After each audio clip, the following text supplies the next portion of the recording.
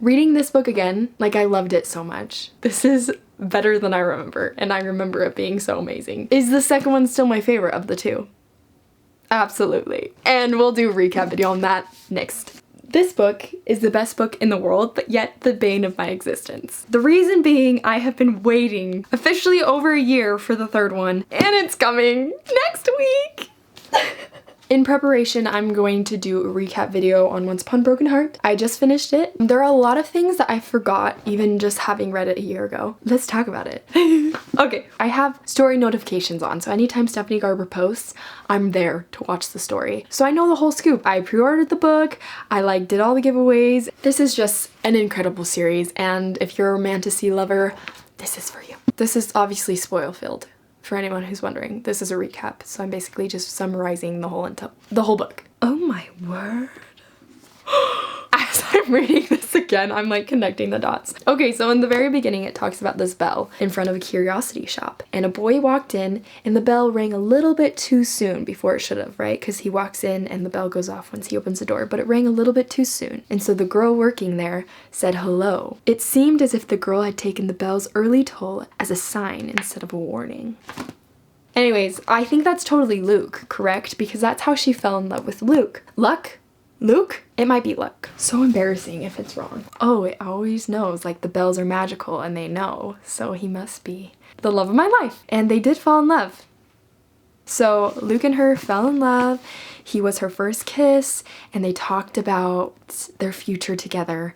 Anyways, he gets engaged to her sister Marisol. And so out of her turmoil, Evangeline is like, no, this can't be happening. I need to go pray to the Prince of Hearts, which is a fate character. A fate is basically someone who you can make deals with, to which they're always what you want, but never what you actually wanted. So she prays to Jax, the Prince of Hearts, because she needs help with her broken heart. And so she goes into his church building and she says, Jax, I need you to stop this wedding. And she's not actually sure, but she has faith that he'll answer. And there's a man in like tattered clothing, like as if he's been ripping at his sleeve and at his clothing. And it's like this blonde guy with shaggy hair over his eyes. And she's praying, and this man stands up and he's like, oh, so you really believe that this Prince of Hearts will help you? And she's like, what's it to any of your business? He was, in fact, the Prince of Hearts. And so he makes a deal with her, and he says, I will stop this wedding if you do I can't say this right. I will stop this wedding, but you, Evangeline, she owes him 3 kisses, to whom he chooses. So he can choose any 3 people, and she has to kiss those people. And that's their trade. And you know, because she's desperate and she loves Luke, she says, yes, I will do it. Jax has turned the whole wedding party to stone. And so Evangeline goes there and she sees everyone, her family, everyone who's there at the wedding turned to stone. And she says, Jax, this isn't what I wanted. And he said, yes, I did. I stopped the wedding. And she's like, no. And he said, well, you can turn into stone in place for them if you want. And she's like, yes. She turns to stone and the whole wedding party is free. We're about this far now. Dang it, this is gonna take a while. I'll try to read. Basically, Evangeline, as stone, can't feel anything, can't really think of anything, but also she's there and conscious at the same time. But she was hoping someone would come save her. But she knew it wouldn't be the Prince of Hearts, even though she hoped it would be. Evangeline has been stoned for 6 weeks, but she's awakened by the palace's poison master, which is a fate poison. He had finally managed to cure her. No one is there to greet her, not even Luke. Evangeline is confused because all the fates were supposed to have disappeared, but now she's met 2 of them, Jax and Poison, which if you've read Carval, you know why they're back. Evangeline asks Poison some questions about Jax. Where is he? What's he up to? You know, he turned her to stone, and where is he now? Poison is basically like, he's a fate, don't make any deals with him, and you will always feel drawn to him as long as you have those 3 hearts burned onto your wrist. Jax bit her in the wrist or something and 3 hearts showed up, and they'll be there until she kisses like 3 people of his choosing. She returns home and I guess everyone just thinks she's a hero. Oh my gosh, Evangeline, you saved everyone from the wedding party. But she feels a little guilty because she's the one who did it in the first place. She gets all this attention, she's in the newspaper. Agnes, which is her evil stepmother because Evangeline is actually an orphan, is all of a sudden being very nice to her because, you know, she wants the attention and everything, and she's the worst. Marisol is acting a little bit weird, and Luke is nowhere to be found. And I guess within the 6 weeks that they were gone, even though Evangeline had been turned to stone, Marisol and Luke still thought it was a good idea to get married. So they tried, but then Luke had been marred by a werewolf. So now Marisol is the cursed bride and Evangeline is Valinda's hero. Agnes was like, we're gonna get you married, Evangeline. And she's like, no. And there was a line of suitors and Evangeline's like, no, I'm not a hero. In her head, she's like, no, I can't do this. So she's like, anyone who kisses me will be turned to stones. So they run away and Agnes is infuriated because she's just wants Evangeline to marry Rich. I don't know. Luke is not in town. He left town once he's marred because he couldn't stand to be around Marisol with his ugly face, and his family's gone too. Time passes. Evangeline receives an invitation from Scarlet Dragna, the Empress of the Meridian Empire, and then the Princess Donatella. They want her to go to the Maleficent North to basically represent them as their ambassador. Basically, it's for the celebration for the crowned prince there, Prince Apollo, to choose his bride. Donatella says that she can't attend because there is someone she is trying to avoid, aka Jax. They try to discuss more about the North, but they can't because, you know, as stories are told about the North, they tend to be forgotten or go foggy because no one actually knows the ending of any story or the answers to many questions. Evangeline is actually excited. She wants a fresh start and she's a dreamer. She is thinking, maybe I'll actually find love there. Maybe the prince will be dreaming. Maybe he'll be amazing and I can just have a wonderful romantic life. Evangeline feels bad for Marisol. So she invites Marisol to come with her and she asks the Empress if that's okay. They're okay with it, so they head up to the north. At one of the palace events, Evangeline makes an acquaintance with someone named Lala, which is another potential suitor for Prince Apollo. Evangeline can feel the hearts on her wrist start to pulse, and she knows that Jax is near. She's been looking out for Jax all evening, and it's like this cool ball, and Prince Apollo is just there like posing on the balcony, and she's like, oh, he's very confident. Jax shows up. Apparently Lala tells her that Jax is a close friend of Apollo. Evangeline's like, no, this can't be happening. And Jax has blue hair because he dyed it for whatever reason. And no one really knows he's a fate in the North. He's just like a friend of Apollo's. Jax comes up to her, basically tells her that she has to kiss Apollo. He like pricks himself and smears his blood on her lips and says, if you don't kiss him tonight, then you'll die. So she meets the prince, which basically is ready to dismiss her.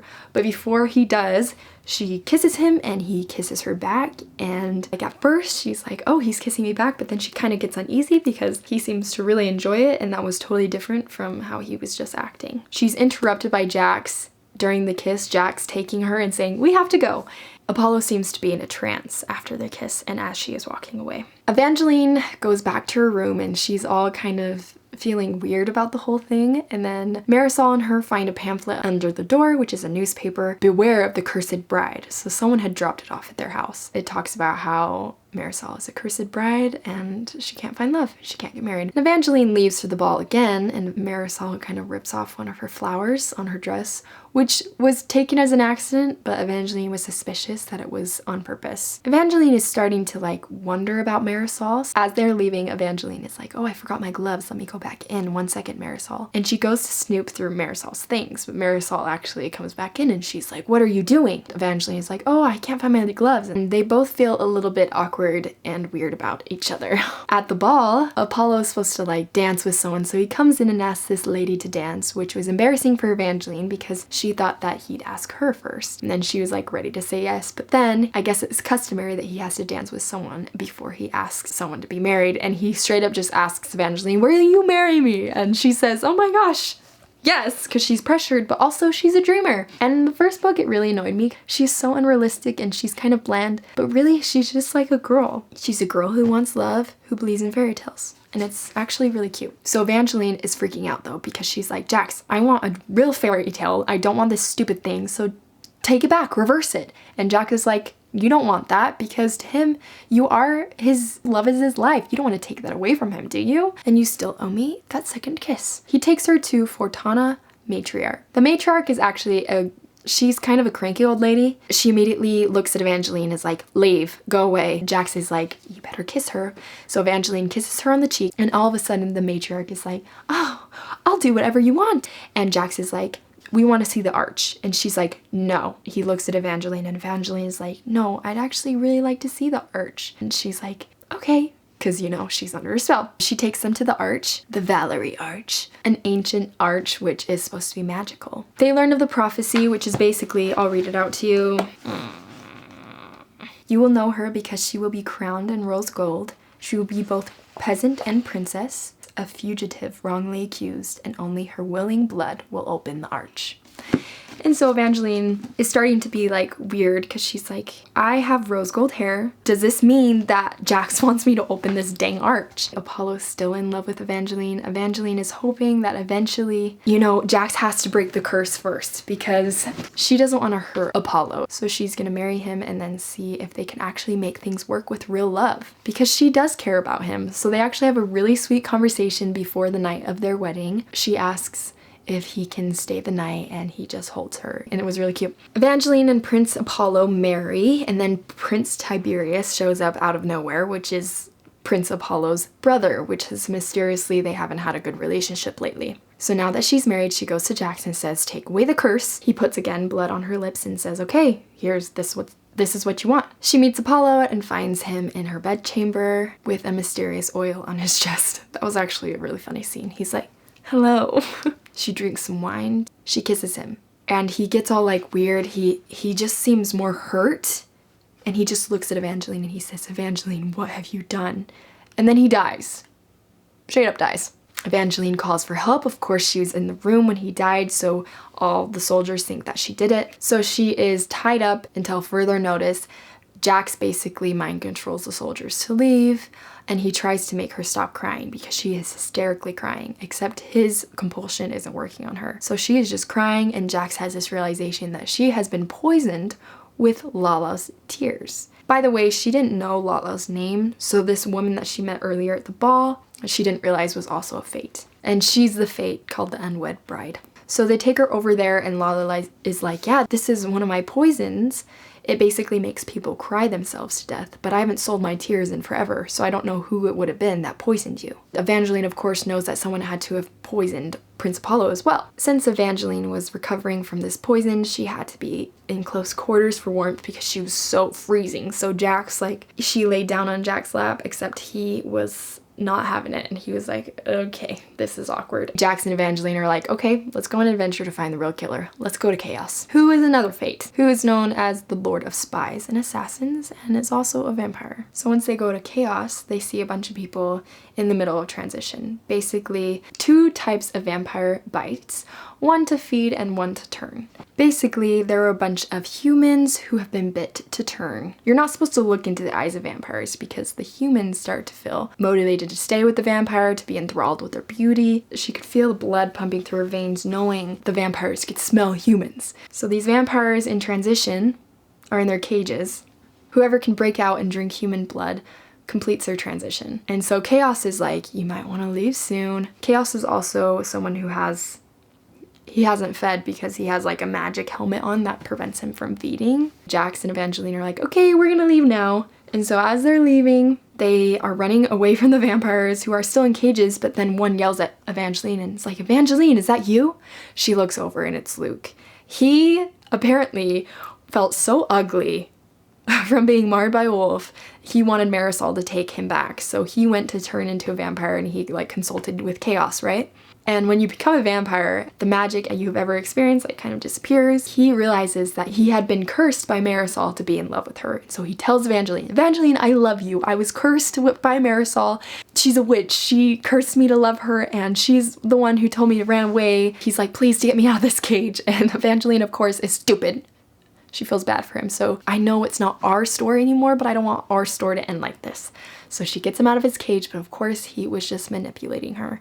And so he goes to bite her neck, but then Jax jumps in the way and Luke bites Jax in the neck. So they run out away from the vampires. Once they exit and get all the way out of Chaos's dungeon thing, crypt, I don't know, they realize that Jax is actually bit with a turning bite, that Luke wanted to turn him. So Jax is of course wanting to bite Evangeline, but Evangeline is trying to distract him because she knows that Jax doesn't want to be a vampire, and he knows that he doesn't want to be a vampire either. He's like, okay, little fox, try to distract me because all I can think about is biting your neck. So Evangeline asks him okay, who did you fall in love with? He talks about Princess Dalentella. She talks about Luke, and they're both unimpressed with their stories. They're like, really?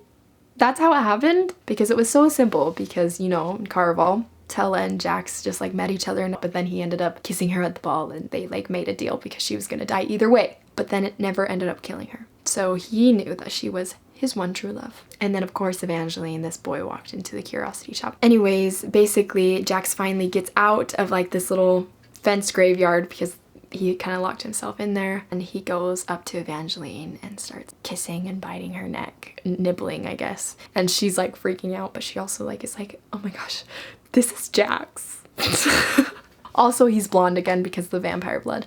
But then the sunrise comes up, so he's no longer a changeling and he's fine. As they are traveling around, they see a newspaper, and apparently Marisol is marrying Prince Tiberius. And this is when Evangeline is like, Marisol is an evil person. She's a witch. She bewitched him too. But that's when Jax starts to be like really drowsy and he's like dizzy, starts to fall asleep, and Evangeline's like, no, I am a convict right now. People are out to get me. So Jax, stay awake. So she's like carrying him and she hears this bell and she's following the bell. They're of course like magic and it's trying to lead her to a house, and so she goes in the house and like helps Jax in and finally has some safety. She realizes that it's Jax's home and she finds some really interesting things, finds this curious book which they warned her about, Jax and Lala warned her about. She realized that Marisol had the same one. It's dangerous, apparently. She finds that book and she finds some potions, and she makes a potion which is basically to reverse a love potion. Makes it because she plans to take it to Prince Tiberius. Jax is passed out on the couch. He can't wake up. He is so drowsy, probably from like not turning into a vampire. He's really tired.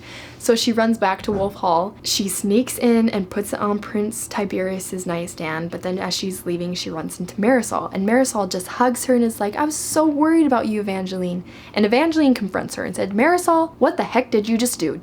Luke told me everything that happened. And she said, okay, I did it for Luke just because I was so jealous of everything I saw you in love, and I just wanted that so bad, and I knew he was so amazing. And Evangeline is actually not too upset about that for some odd reason, which I would have been ticked, but whatever. But she's like, but I promise I didn't do it to Prince Tiberius.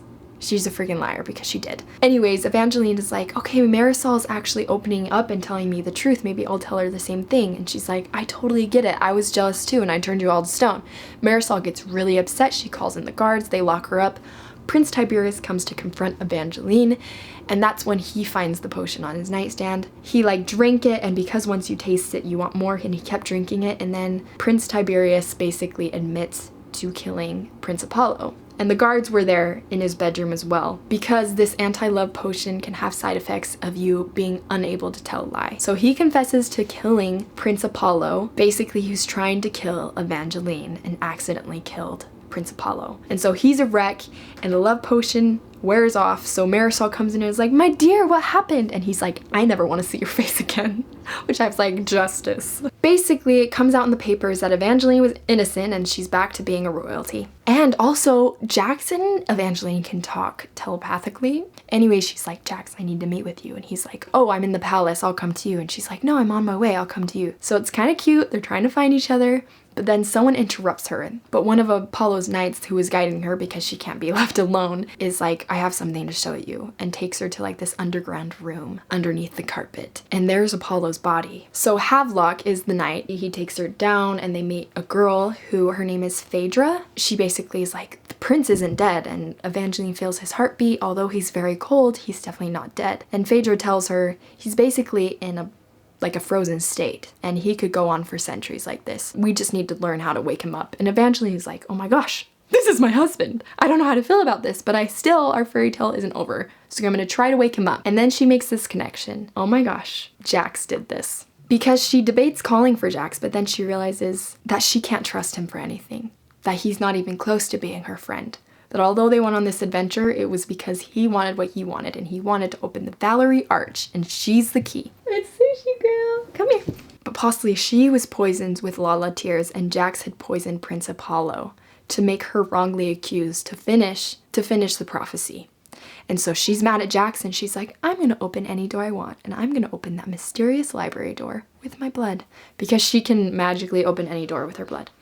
And that's the end. I will do a recap on the second book, and once I finish it, but yeah, that's a recap for you on Once Upon a Broken Heart. Thanks for watching. Bye.